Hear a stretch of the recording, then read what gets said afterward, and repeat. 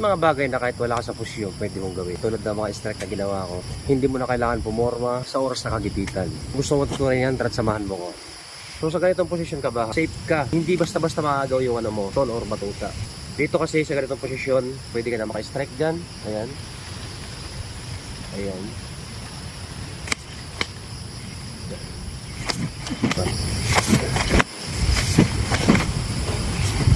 Galing dito, pag-atake sa'yo, ayan, ayan, ayan, ayan, diba? Ulit, 1, 2, 3, 4,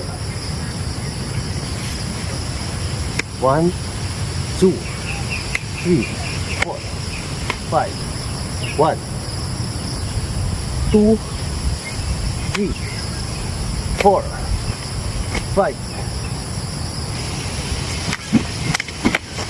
Para sa video na ito may natutunan kayo. Siyempre, huwag kalimutan mag-follow. Comment lang kayo kung ano yung gusto nyo request. So gagawin natin yan.